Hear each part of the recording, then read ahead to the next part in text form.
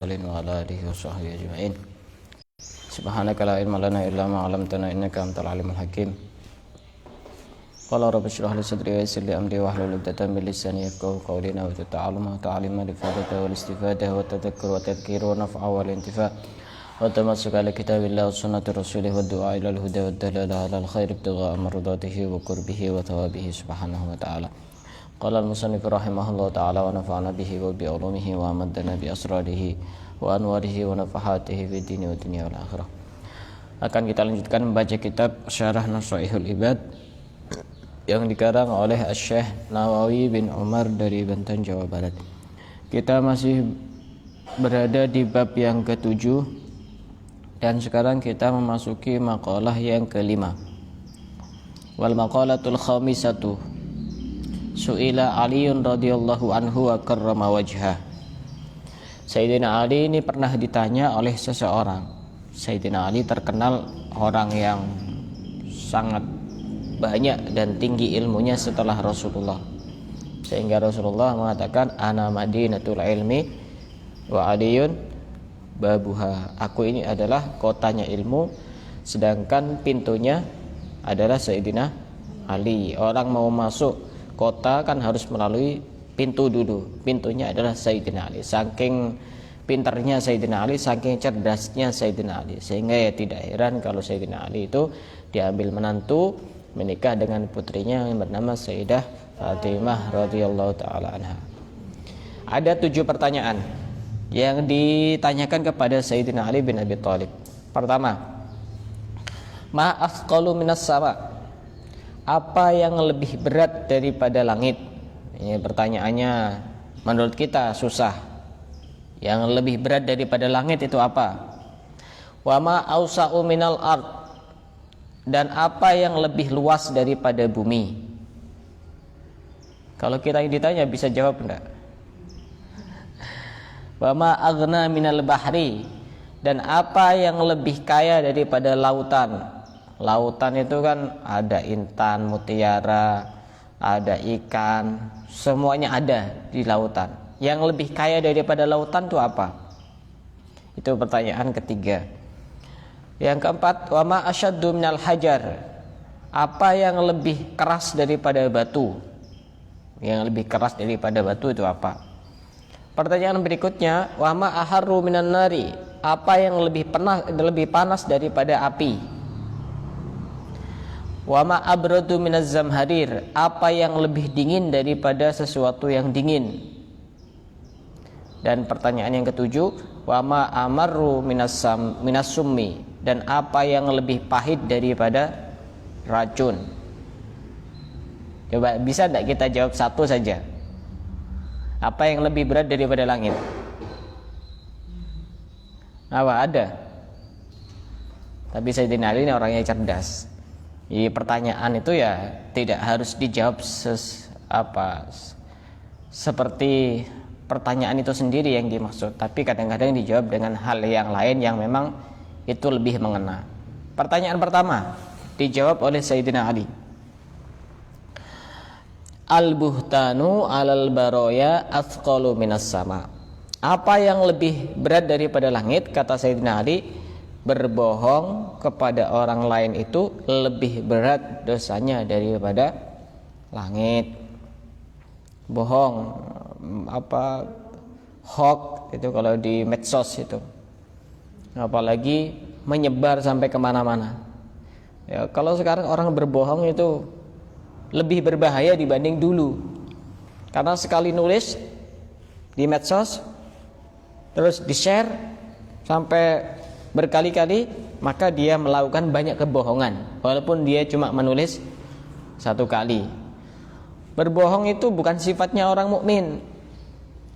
Karenanya di dalam Al-Qur'an disebutkan innama yaftaril kadzibal ladzina la yu'minuna biayatillah. Orang itu yang berbuat bohong itu adalah orang yang tidak beriman kepada tanda-tanda kebesaran Allah. Artinya bukan berarti dia sudah tidak punya iman, tapi imannya itu ada yang bermasalah kalau orang itu dia suka bohong. Bahkan diancam oleh Allah di dalam ayat yang lain, fanaj'al la'natallahi 'alal kadzibin. Maka Allah menjadikan laknatnya kepada orang-orang yang berbohong. Ternyata orang yang berbohong itu juga termasuk orang yang mendapatkan laknat dari Allah. Cuma berbohong ini ada pengecualian yang diperbolehkan. Di antaranya ketika berperang itu boleh untuk berbohong. Misalkan nyari siapa yang akan dibunuh terus dia berbohong, tidak ada di sini, itu juga tidak apa-apa. Atau untuk mendamaikan dua orang atau dua kelompok yang sedang berselisih, itu tidak apa-apa, bohong silahkan, tidak apa-apa. Memang hukum asalnya bohong itu tidak diperbolehkan, tapi dalam kondisi-kondisi tertentu itu diperbolehkan, tidak apa-apa. Dan itu bagus dan pahalanya sangat besar seperti itu. Misal ada A sama si B, kita itu jadi orang yang ketiga. Ini lagi saling berselisih. Kita bilang sama si A, B itu sebenarnya bagus orangnya. Kemarin ngomong seperti itu tuh mungkin dia lagi banyak masalah. Padahal kita juga tidak tahu. Tidak apa kalau seperti itu. Kita ngomong kepada si B, A itu sebenarnya tidak ada apa-apa. Dia itu kemarin lagi ada banyak masalah juga. Kita ada apa seperti itu. Itu mendamaikan dua orang yang sedang berselisih atau dua kelompok, itu tidak apa-apa ketika kita berbohong. Dan itu tidak ada dosanya. Maka berbohong kepada orang lain, kepada makhluk, kepada siapapun, itu dosanya jauh lebih berat daripada langit. Berat itu dosanya, berbohong itu berat. Maka di sini dijelaskan orang itu juga sudah semestinya tidak usah berbohong walaupun kepada anak-anaknya, kepada anak kecil terutama, agar tidak mengajarkan sebuah kebohongan kepada anak. Maka berbohong ini dosanya jauh lebih berat daripada langit. Yang kedua, apa yang lebih luas daripada bumi? Apa jawaban Sayyidina Ali? Wal haqqu awsa'u minal ardi. Kebenaran itu jauh lebih luas daripada bumi. Maksudnya bagaimana? Orang itu kalau benar, mau kemana saja itu enak hidupnya. Dia tidak salah sama orang, tidak salah sama ini, tidak salah sama itu.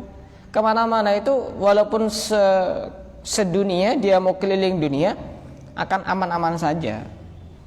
Tapi kalau orang sudah punya salah, di desa ini punya salah, di desa itu punya salah, kepada fulan ini punya salah, kepada fulan yang itu punya salah, hidupnya tidak tenang. Bumi seluas ini seakan-akan sempit. Nah, itu maksudnya begitu. Tapi kalau orang itu benar, maka itu kebenaran itu lebih luas daripada bumi. Kemana saja hidupnya itu nyaman, karena dikenal sebagai orang yang baik, orang yang benar, bukan dikenal sebagai orang yang punya salah, punya dosa, punya hal-hal yang menyakitkan kepada orang lain. Maka kebenaran itu jauh lebih luas daripada bumi. Itu pertanyaan yang kedua. Pertanyaan yang ketiga, pertanyaan yang ketiga, apa yang lebih kaya daripada lautan? Kira-kira apa? Kata Sayyidina Ali, wa qalbul qani'i aghna minal bahri. Hatinya orang yang qanaah itu lebih kaya daripada lautan. Hatinya orang yang qanaah, tahu qanaah? Menerima apa adanya pemberian dari Allah. Itu orang itu paling kaya itu. Walaupun dengan miliarder sekalipun, orang qanaah itu lebih kaya. Tahu qanaah?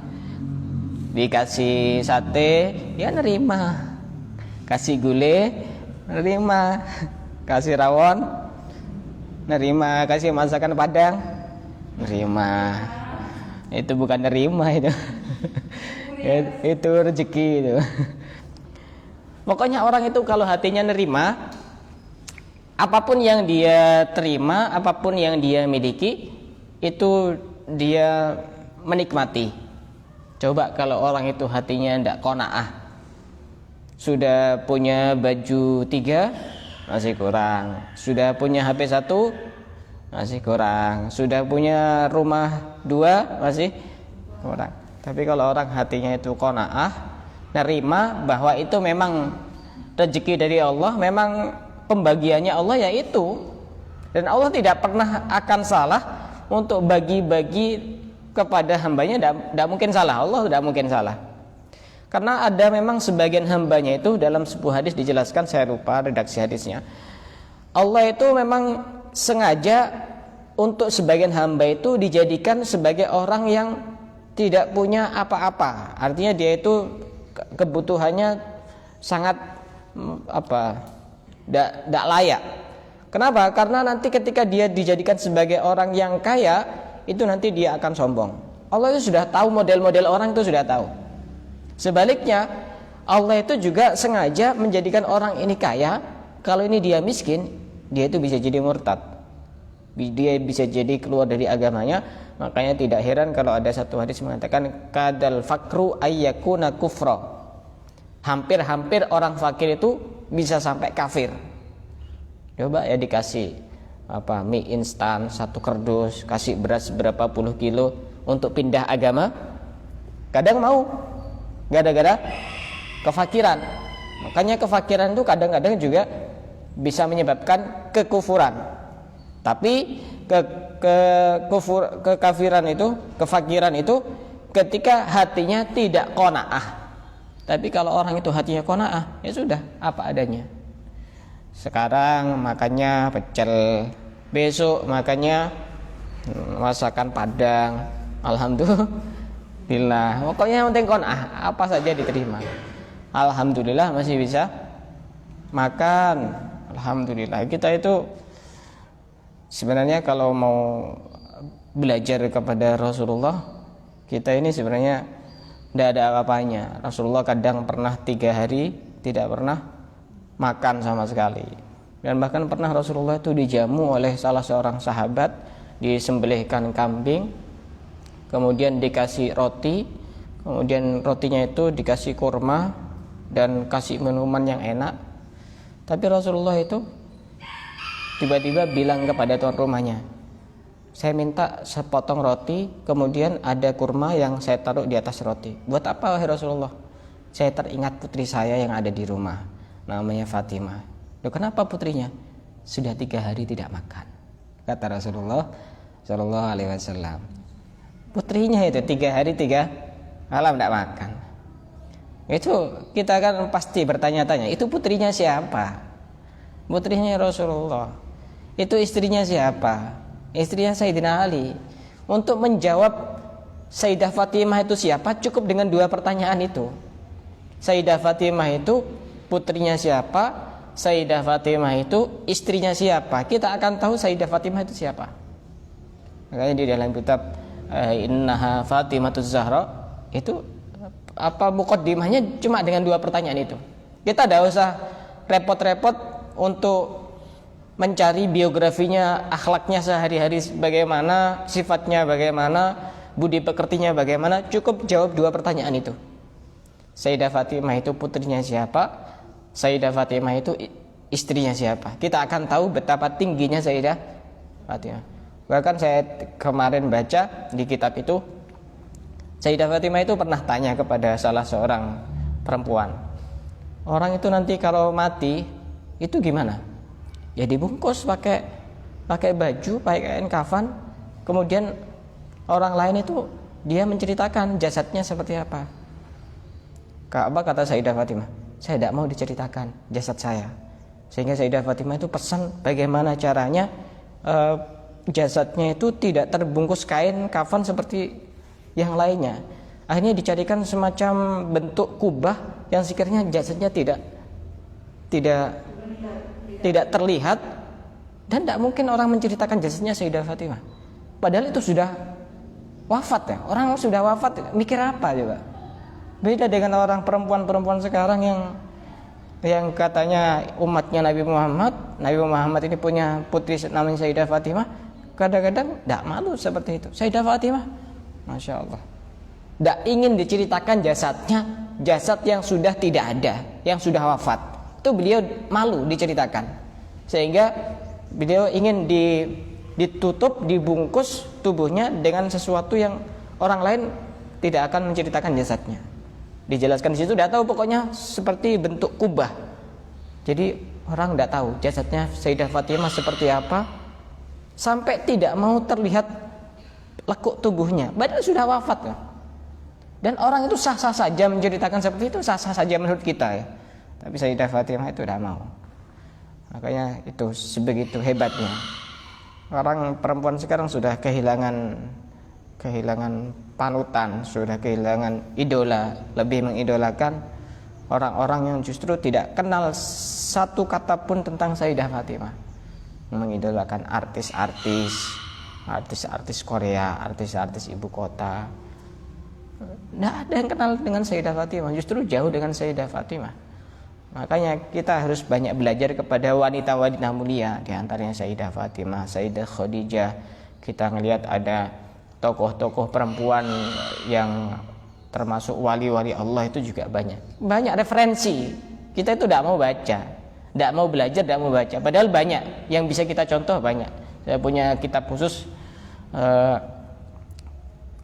An-Nisa As-Sufiyat, perempuan-perempuan sufi yang dia menjadi wali. Ada beberapa nama, itu dijelaskan biografi singkat-singkatnya itu. Nah, itu Sayyidah Fatimah. Dan Sayyidah Fatimah pernah 3 hari tidak makan. Bukan cuma qanaah itu, lebih dari qanaah.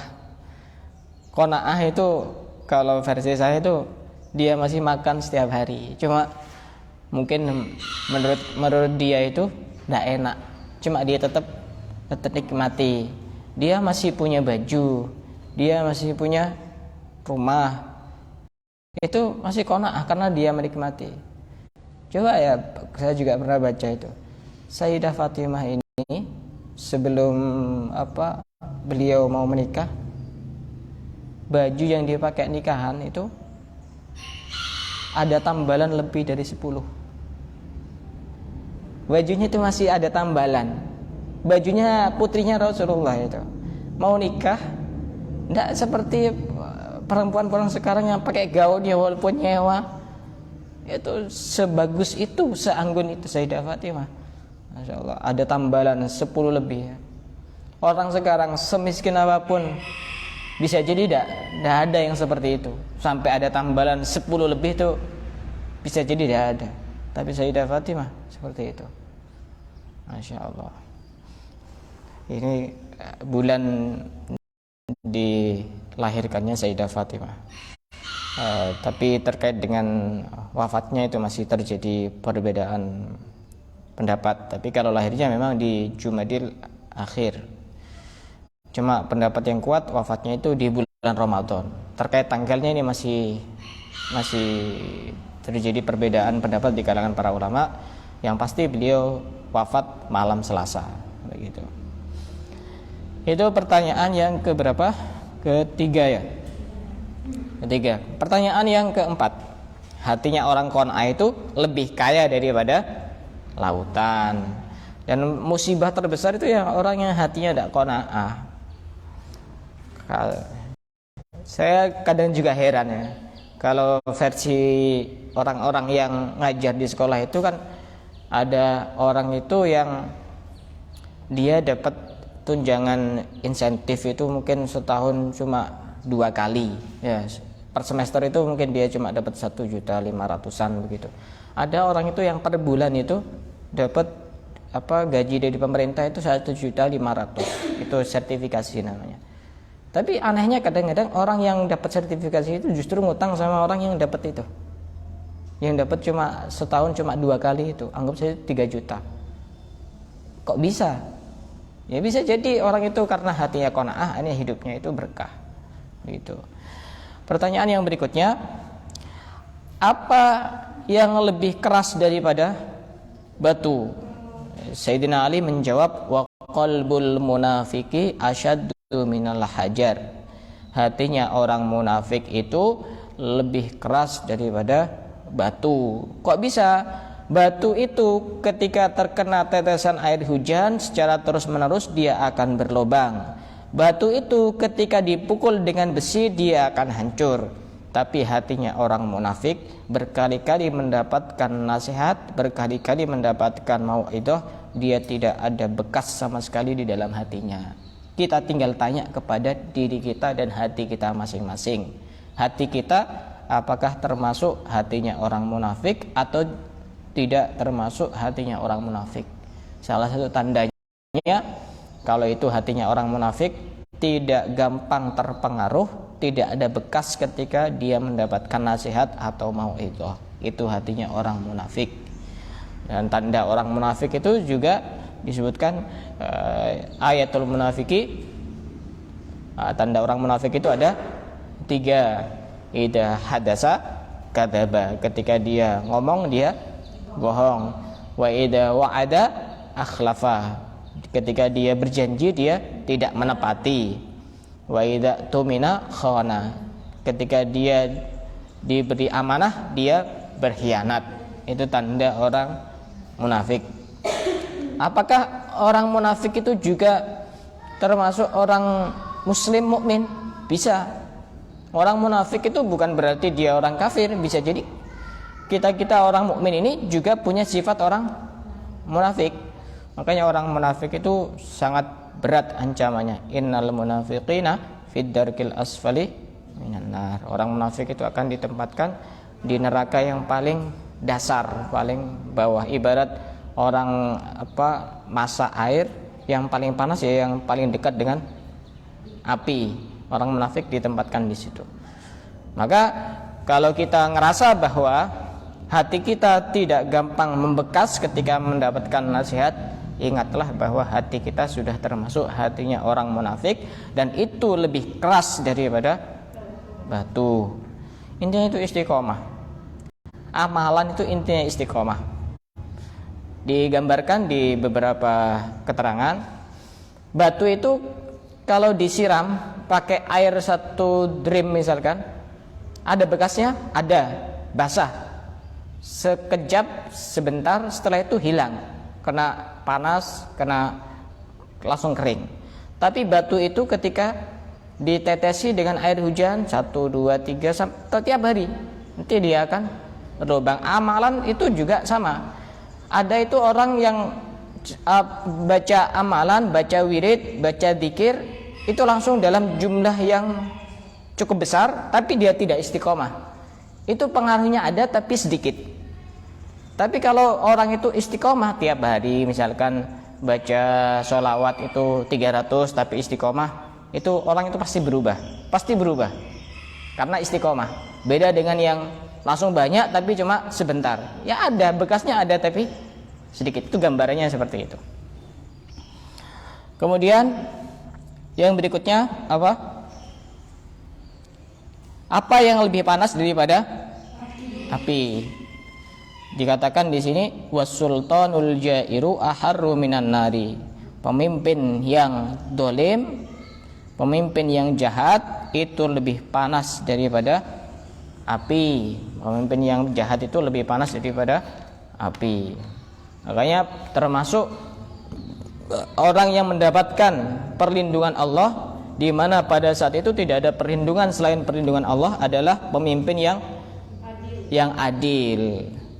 Dikatakan bahwa dulu itu orang-orang ketika memimpin itu amat sangat adil, sampai dikatakan sampai tidak ada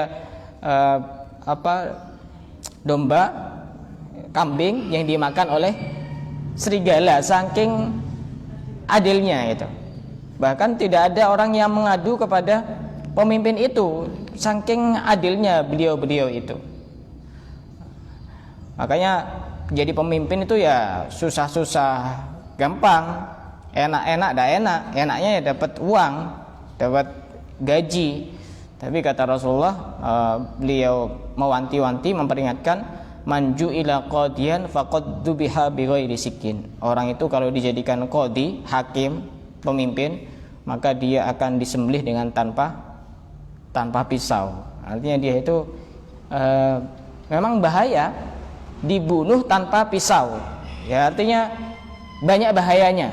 Dia akan terancam karena dia jadi jadi pemimpin. Begitu.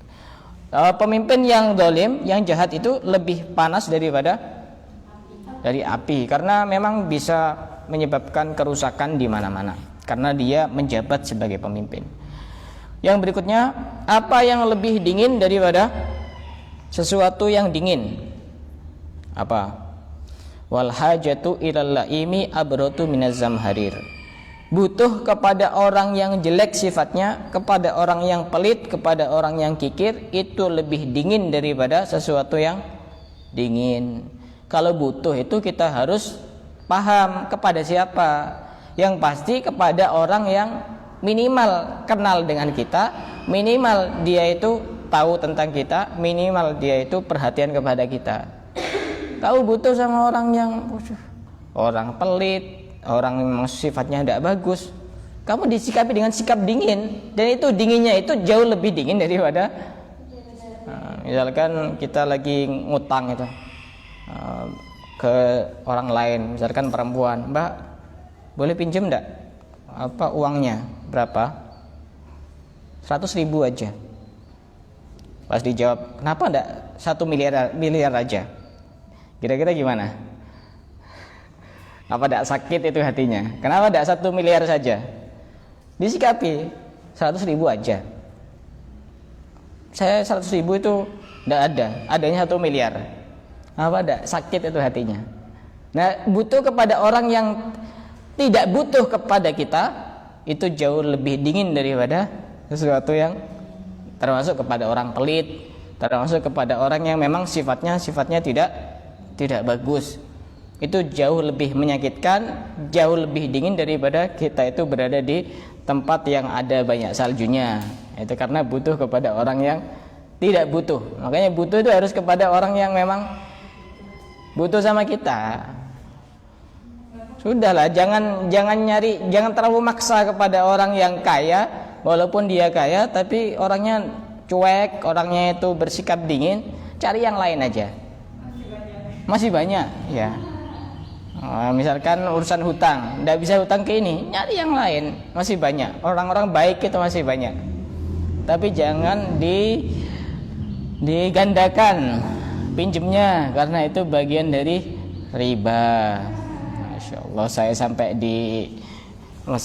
pernah sempat ditanya, itu pernah ada orang pinjam ke saya uang 300.000, pernah, sudah lama. Ustaz, boleh pinjam uangnya? Iya, berapa? 300.000. Kapan baliknya? Tanggal sekian, begitu. Nanti saya balikkan berapa Ustaz? 300.000 apa 350.000? Ya, saya bilang 300.000. Mungkin saking seringnya sudah mewabah kemana-mana. Itu hutang yang ada lebihnya itu bagian dari riba, tidak diperbolehkan. Kemudian pertanyaan yang ke-7, apa yang lebih pahit daripada racun? Kata Sayyidina Ali, was-sabru amarru minas summi. Sabar itu lebih pahit daripada racun. Sabar itu berat apa tidak berat? Berat. Berat apa tidak berat? Pahit apa tidak pahit? Pahit. Kata Habib Abdullah bin Husain bin Tahir, beliau mengatakan, ahlu hadzal zaman sabruhum qalil wa zamanuhum yahtaju ila sabrin katsir.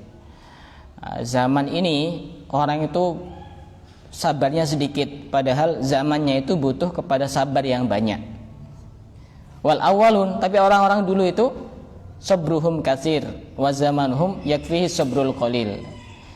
Orang-orang dulu itu sabarnya itu banyak yang sabar, tapi zamannya cuma butuh sabar yang sedikit. Wa ahwajun nasi ila sabri talibul ilmi, kata Habib Abdullah bin Husain bin Tahir. Orang yang lebih pantas untuk banyak sabarnya itu adalah talibul ilmi, orang yang mencari ilmu harus banyak sabarnya. Banyak sabar, pokoknya banyak sabar. Tidak paham-paham ya sabar, capek ya sabar, ada banyak godaan, banyak rintangan ya harus sabar. Karena sabar itu termasuk hal yang penting di dalam diri manusia. Dikatakan oleh Sayyidina Ali bin Abi Thalib, was-sabru minal iman bimanzilatir ra'si minal jasad. Sabar jika dihubungkan dengan iman itu sama seperti kepala dari jasad. Kira-kira kalau jasad tanpa kepala gimana? Hah? Mati apa enggak mati? Sama seperti itu. Iman tanpa sabar maka imannya cacat.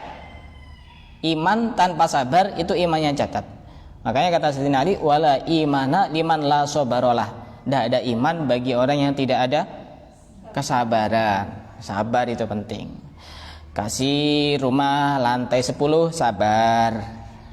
Kasih mobil 3 harus sabar. Kasih apa lagi? Suami yang ganteng harus sabar. Kasih rezeki tiap hari 100 juta harus sabar. Itu bukan sabar itu. Maka sifat seorang mukmin itu al-mu'minu sari'ul ghadabi sari'ur ridha. Mukmin yang sejati itu dia gampang marah tapi juga gampang reda. Itu mukmin yang sejati. Berarti di sini tidak dijelaskan mukmin yang sejati itu bukan mukmin yang tidak bisa marah. Justru orang katanya, oh itu orang itu kayaknya tidak bisa marah. Justru udah bagus itu. Itu perlu dipertanyakan dia manusia apa bukan? Karena manusia itu pasti punya. Nah, maka di sini dibagi menjadi 4. Ada orang itu gampang marah tapi cepat reda. Ada orang gampang marah tapi lama redanya. Ada juga yang susah untuk marah tapi ketika marah dia lama. Ada yang susah marah, susah memaafkan juga. Nah, yang bagus yang ini. Emosian memang iya, tersinggungan tapi iya, tapi mudah melupakan kesalahan orang. Tidak ada ceritanya di sini yang tidak bisa marah itu tidak ada, karena di dalam Al-Quran disebutkan wal kadhiminal ghaidha, orang yang menahan kemarahannya, dia bisa mengontrol, bukan orang yang tidak bisa marah. Maka orang yang kuat itu adalah orang yang bisa marah tapi dia tidak marah.